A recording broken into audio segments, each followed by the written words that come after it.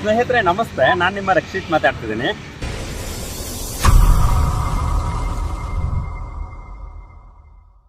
ಇಡೀ ತುಮಕೂರನ್ನ ಜೊತೆಗೆ ಇಡೀ ಕರ್ನಾಟಕವನ್ನ ನಕ್ಕು ನಲಿಸಿದ ಹಾಸ್ಯ ಚಕ್ರವರ್ತಿ ಎಂದ ಬಿರುದಾಂತಿಕರಾಗಿರುವಂತಹ ನರಸಿಂಹರಾಜು ಬಳ್ಳಾಪುರ ಅವರ ವ್ಯಕ್ತಿತ್ವದ ಬಗ್ಗೆ ಜೊತೆಗೆ ಅವರ ಮನೆಯ ಬಗ್ಗೆ ಅವರ ಊರಿನ ಬಗ್ಗೆ ತಿಳಿಸಲು ಹೊರಟಿದ್ದೀನಿ.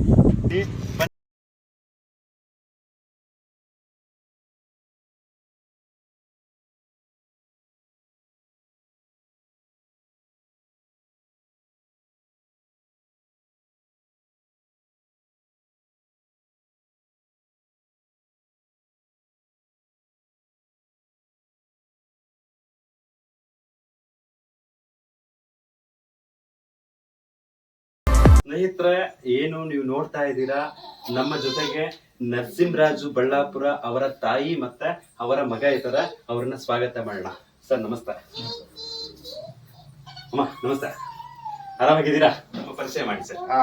ನನ್ನ ಹೆಸರು ಚಿದಾನಂದ್ ಅಂತ. ನಮ್ಮ ತಂದೆಯವರಿಂದ ನೀವೇ ನೋಡಿದಂಗೆ ಸರ್, ನಿಮ್ಮ ತಂದೆಯವರಿಗೆ ಕರ್ನಾಟಕ ನಿಮ್ಮ ಪರಿಚಯ ಇಲ್ಲ. ನನ್ನ ಹೆಸರು ಚಿದಾನಂದ್ ಅಂತ. ನಾನು ನರಸಿಂಹರಾಜ್ ಅವ್ರ ಮಗ ಅದೇ. ನಮ್ಮ ತಾಯಿ ಹೆಸರು ವಿಶಾಲಮ್ಮ. ನಮ್ದು ಇವಾಗ ಇದ್ರಲ್ಲಿ ರಿಟೇಲ್ ಅಲ್ಲಿ ವರ್ಕ್ ಮಾಡ್ತಾ ಇದ್ದೀನಿ. ಇಲ್ಲ, ನೀವ್ ಏನಕ್ಕೆ ಕಳ್ತೀರಾ? ನೀವೇನಕ್ಕೆ ಕಳ್ತೀರಾ? ಇಡೀ ಕರ್ನಾಟಕವನ್ನ ಖುಷಿ ಪಡಿಸಿದವ್ರವ್ರು. ನೀವ್ ಏನಕ್ಕೆ ಕಳ್ತೀರಾ ಅಂತ ಮಗನ್ನ ಎತ್ತಿದ್ದೀರಾ ಅಂತ ಹೇಳಿದ್ರೆ ನೀವು ಖುಷಿ ಪಡ್ಬೇಕಲ್ಲ. ಖುಷಿ ಹಂಗ್ ಪಡೋದಪ್ಪ, ಖುಷಿ ಹಂಗ್ ಬರ್ತೈತೆ.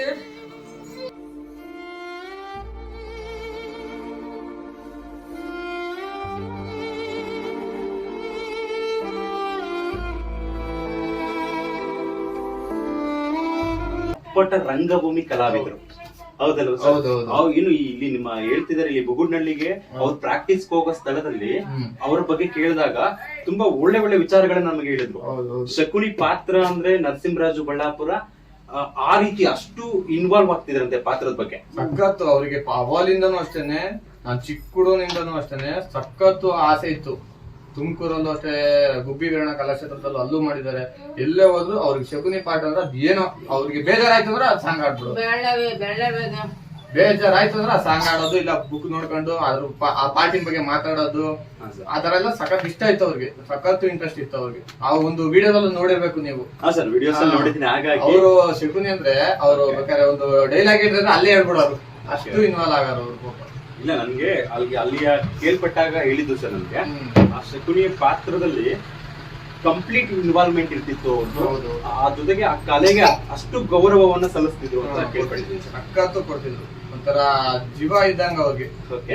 ಮಾಡ್ರಿ ಅಂತ ಸಾಕು ಹೇಳ್ಬಿಟ್ರೆ ಸಾಕು, ಅವ್ರು ಹೋಗಿ ಮಾಡ್ಬಿಡೋರು. ಅವ್ರಿಗೆ ಏನ್ ಡೈಲಾಗ್ ಬೇಕಾಗಿರ್ಲಿಲ್ಲ, ಏನ್ ಬೇಕು ಅದನ್ನ ರೂಢಿಸ್ಕೊಂಡಿದ್ರು ಅವ್ರು.